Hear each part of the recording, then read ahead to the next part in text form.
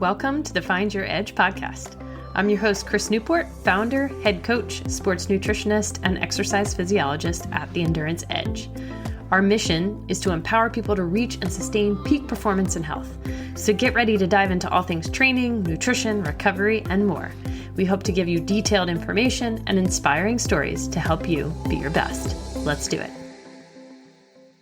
Hello, my friends, and welcome back to the Find Your Edge podcast. This episode is a little bit of a shorter one, but I just wanted to throw a little tidbit of information out because it is a question that we get all the time with athletes who are coming into our lab. And when I say lab, what I mean by that is our exercise physiology testing facility that is home-based in Cary, North Carolina. So when you hear me say lab, that's what I mean. If you go onto theenduranceedge.com and you look under services for metabolic and sweat testing, you can book a metabolic and sweat test at our facility. The majority of people who we have come in are typically anywhere between, I'd say, late 20s to earlier mid 60s, and they just want to do something really cool for themselves.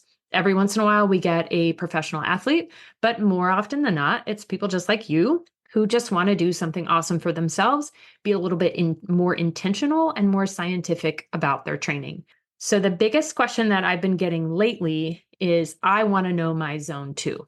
And I'm guessing that is mostly relating to some of the other podcasts that you guys are listening to, which is great that we're getting more information and we're trying to understand our physiology better and our metabolism better. So fantastic for that, right? We are totally here for it. So most people, when they come in, they say, this stupid zone 2 training doesn't work, or I don't know if I'm doing this zone 2 training right. That's what we help them with. And we like to do that specific testing between your substrate use, and that is based on your VO2 or your volume of oxygen. That's why you put the mask on your face, right? Most people, when you say VO2, they assume VO2 max.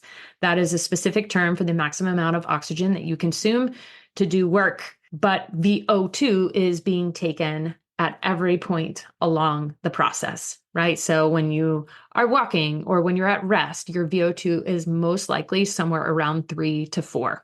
When you are running at your maximal capacity, we typically see people with VO2 maxes in the 30s to the 60s, and every once in a while we get somebody in the 70s. So just so that you have that concept. So VO2, or being aerobic for your zone 2, means that you are using fat as an energy source efficiently, or as best as you possibly can. There are a couple of factors that go into that, but we want to make sure that your zone 2 training is doing that well.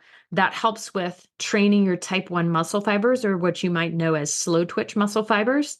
And it also helps with fatigue resistance. Furthermore, you get increased muscle capillarization. So in other words, capillaries, which have blood flow, are increasing to your muscles. So thereby, where your blood carries oxygen, delivering it to working muscles, and increased mitochondrial enzymes in those type 1 muscle fibers.